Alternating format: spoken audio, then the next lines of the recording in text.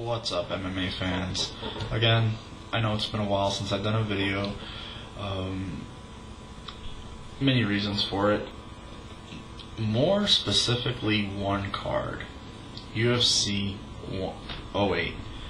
I'm 108, and I'm telling you, that card killed me. I remember, like, every other day, it was like I either had to do a different prediction video, and if I didn't post it right away, it was like somebody was injured. There was like 2-3 different main events, 2 or 3 different co-main events. By the time the card was finalized, I was just like, ugh, it just killed me. So I was just like, I'm done.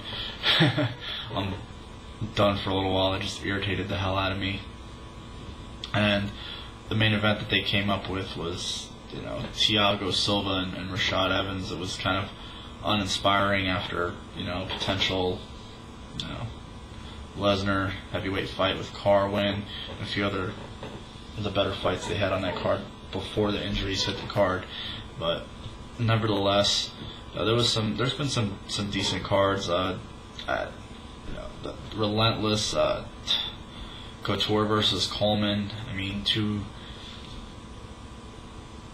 guys who are pretty much the same age but couldn't be any more different in terms of their skill set, their ability, who they are in the sport, where they were in the sport. Coleman was a guy from yesteryear who was, you know, considered dominant, great. The game evolved, and he failed to evolve with it. Couture is a guy who's came into the game late as a wrestler at the age of 34, and still fighting to the day at the age of, you know, 46, pushing 47. And the thing he's credited for is he continues to evolve, and it was painful to watch him just destroy Coleman, but he'll get credit for that. Where it's funny, the irony is Dana will set up that fight and give, you know, like if Shogun was to injure himself tomorrow and drop off the card with Machida, Couture would be the first guy right there. Guarantee it. Guarantee it. You know, he'll knock Fedor for fighting Coleman twice, and then he'll, you know, Couture gets a pat on the back. But anyway, it's the politics of the business and the UFC, I guess. Anyway, it was just another uninspired main event. I didn't see much. I think the co-main event, Mark Sonnen, was, I think, a much more important fight. It had a lot, you know, had title permutations to it. It was a fight that many thought, you know, Marquardt was just going to walk in there and destroy Sonnen, but Sonnen, he came to fight and he fought well. He did what he had to do. He controlled. He almost got caught in a submission, the guillotine, just like he does in almost every fight. He controls the fight. He grounds the guy. Then he gets caught in a submission, or almost gets caught in a submission.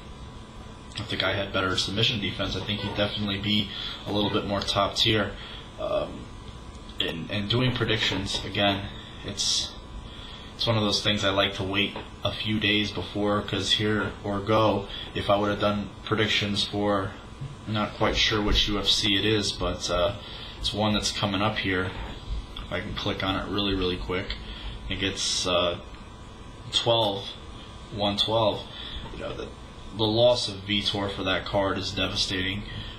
That card to me now is it's ugly. I mean, I'd like to see, like, Terry Etzem fight. I think he's a good 155er who's coming up. Hughes versus Gracie. I mean, can anybody call this already 3-round just fight where Hughes rides Gracie for 15 minutes? BJ destroys Frankie Edgar. I mean, I wish Frankie Edgar all the luck in the world. He's a Jersey guy, but BJ, again, you know, we saw what he did in his last few fights. I mean, Sanchez, Stevenson, Florian, guys who are at 155 might be just as good, if not better, than Edgar. Again, this is a fight BJ just wins, no problem. Mina versus Silva, one of two things. This ends up like Silva versus Griffin, where he just disgustingly destroys him on the feet, or this turns into Silva versus Lightus, where he just, the weight cut seems to affect Silva at 185, and he just sort of clowns around for 5 rounds and pot shots him, keeps him from taking him down, and wins a decision. It definitely could happen. So we'll see what the deal is, and it just, again, the loss of Vitor really just destroys that card, in my opinion. And now this week's upcoming card actually isn't that bad. You have, again, UFC heavyweight title permutation, so to speak, with, you know, Nogueira, Velasquez.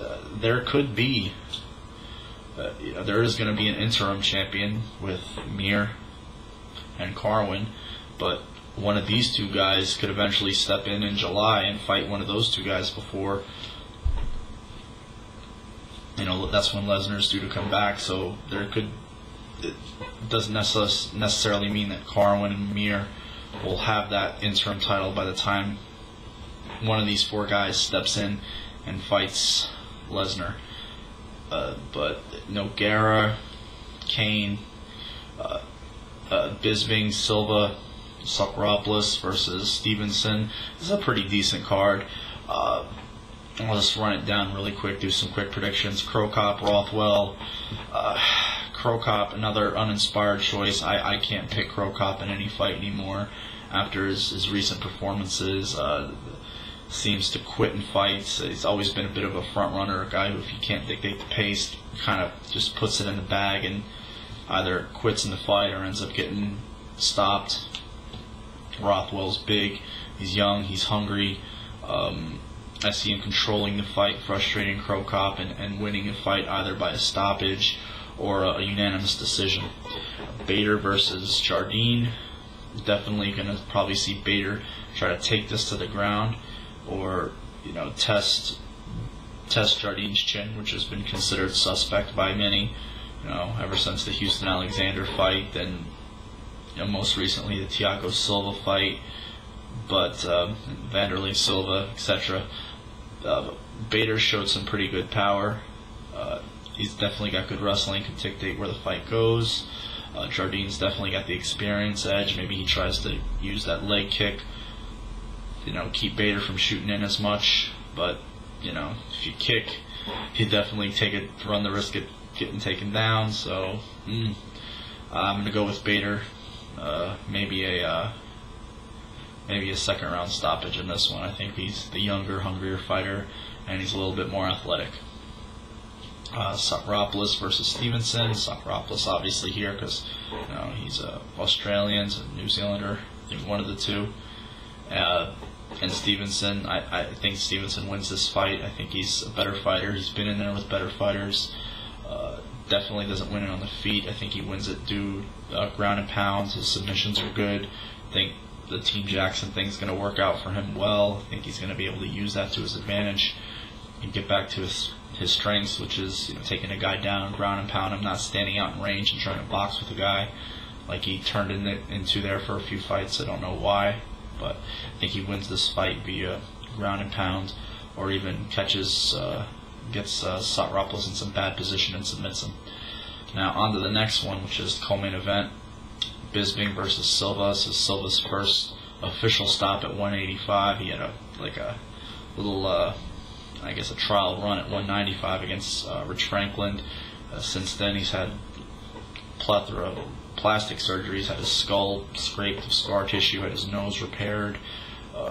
It's taken some time off. Maybe he's, you know, mentally refreshed. Bisping, you know, has had 2 fights since then. The knockouts of Dan Henderson, and then the big a win to get back on the right track against Kang, which was impressive because he was in trouble in that fight and was able to take Kang down and ground and pound him. And I think you're going to see Bisping try to do that in this fight. I think you're going to see him try to take Silva down and ground and pound him. Again, this is a fight I want to see. This is definitely a fight where we're going to see if Silva's reborn at 185 or he's just completely shot. How much does he have left in the tank? He's the thicker guy, the bigger guy. He's been in there with way bigger guys than Bisping, way bigger physically, way bigger by name and talent. He's been in there with Hendo. He's been in there with you name it. Nogueira, not Nogueira, I'm sorry, but he's been in there with them. Rampage 3 times. Rich Franklin, Liddell, Crow Cop, Fujita, the list goes on and on. Henderson twice. So he's definitely been in there with some, and he's had some big wars, no doubt about it. In this fight, again, he hits Bisping clean, he knocks him out. If he flurries on him and catches him, he's done. Bisping is definitely going to try to take this to the ground and pound, no doubt about it. Again, Vanderlei's the bigger guy. If he's able to just shrug Bisping off, keep him off of him, I think he wins the fight.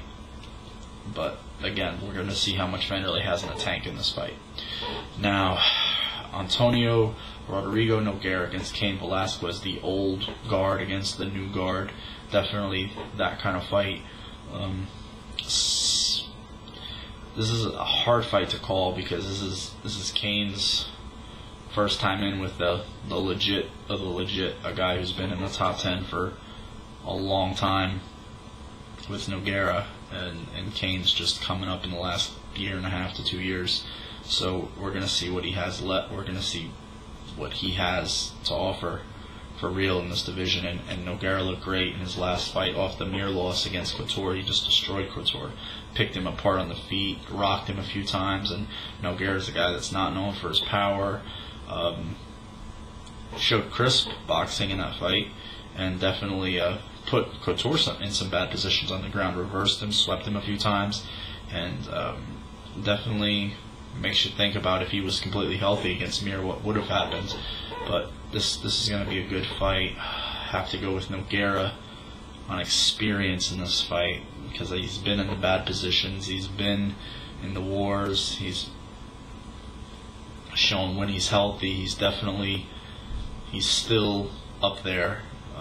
Cain is young, he's hungry, he's definitely going to bring it, and it's going to be a dog fight, and whoever the winner is going to be hurting, no doubt about it. This is definitely going to be a really good fight to watch, one of the best main events of the year, no doubt, hands down.